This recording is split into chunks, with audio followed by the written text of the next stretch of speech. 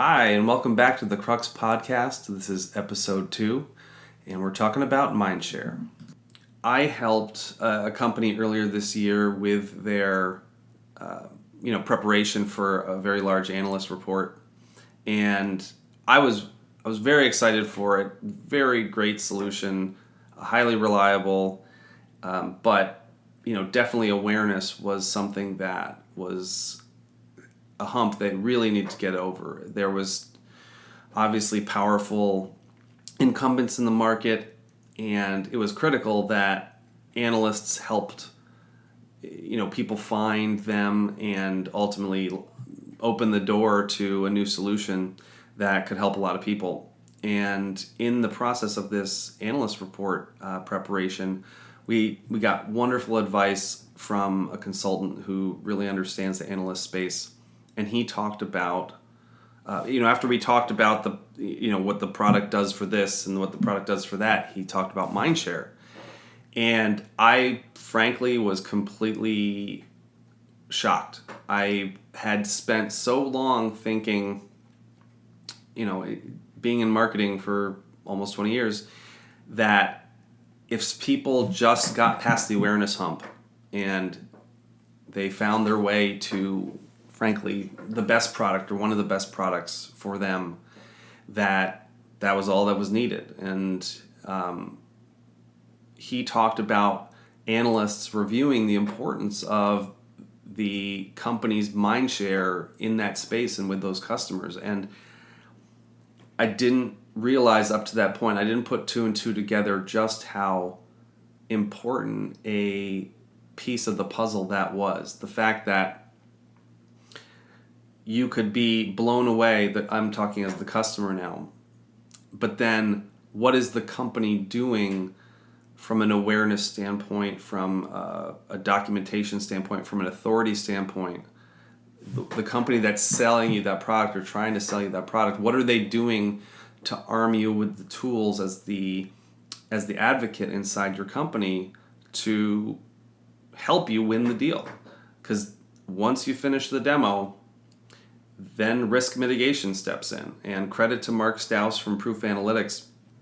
Another eye-opener this year was, I kind of was lulled into sleep that awareness was just a problem at the top of the funnel, but really it's a huge problem at the bottom of the funnel too. And that's where Mindshare becomes so important is this person going to be willing to stick their neck out and talk about something that's largely unknown?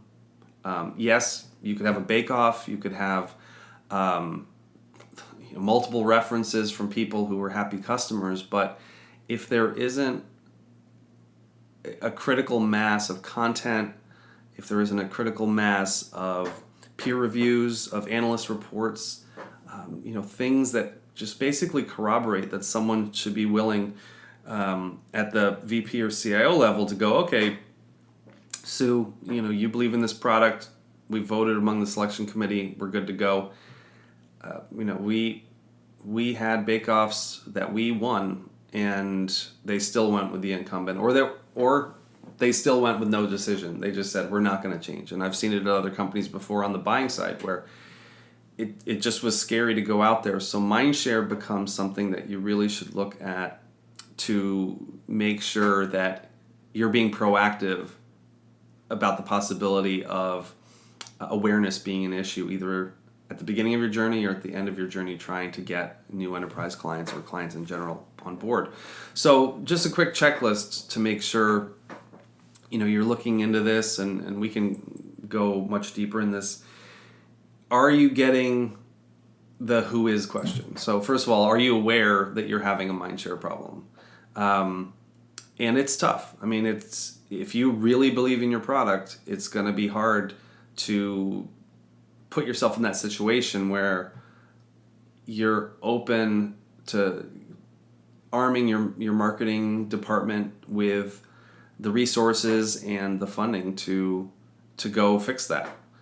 It's sometimes people try to do brute force to just get more deals in the mix, or to have that final sales pitch to hope that they win someone over. But make sure you're not in a situation where you're constantly trying to overcome the who is this. So, if you have that, what are steps you have to combat it? Do you have strong references? Do you have content? Do you have documentation? Do you have proof that once a customer comes on, here are the videos, here are the documents. In the world of specialists for Salesforce or Cisco, there are tons of certification, there's tons of literature out there, and that obviously gives people a warm and fuzzy feeling when they think of the solutions in that vertical. And hopefully you have some of those so that you present a very obvious illustration that you're going to be that same type of company that will lead to client success after they sign on the dotted line.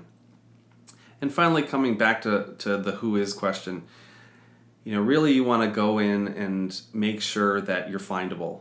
So if someone Googles you, which is frankly the start of many, many journeys, is do you even show up among the listed responses when it comes to the solution?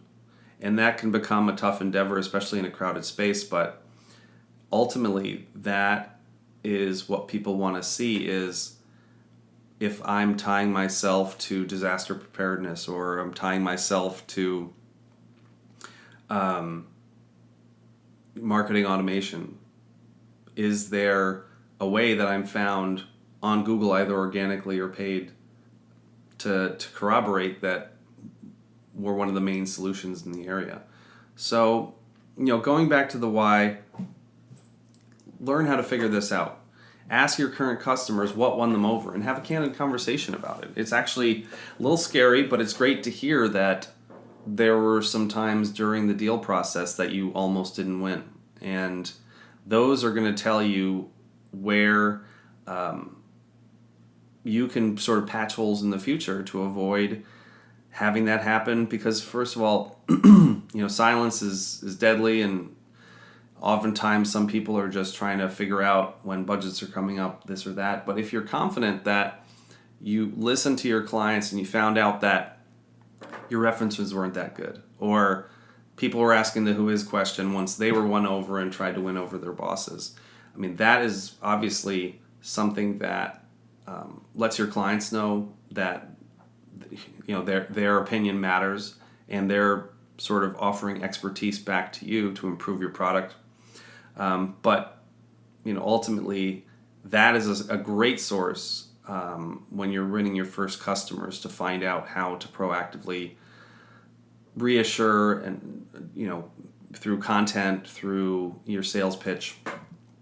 And definitely, you don't have to be the leader, you don't have to be this long-term incumbent, but you always have to make sure that you're finding advocates, you're finding peers who talk about you, because these days some marketing techniques are just email marketing and other things are not doing what they used to. So referrals are huge, and find a way to have a group of people be your advocates. And again, hopefully your value proposition is good enough that you can find that and have them start to be echoing your value proposition, or places you can point people when they need to see that corroboration for when they're going to get your deal approved. Thanks for listening today on the Crux Podcast. Keep your eye out for new episodes coming with interviews with Chris Bryce at Dot Fusion on user experience, Paul McConnon from ServiceNow on sales engineering and the modern salesman, and also Oliver Lubin, founder of ThreadUp, who's going to talk about product and entrepreneurship. Have a great day.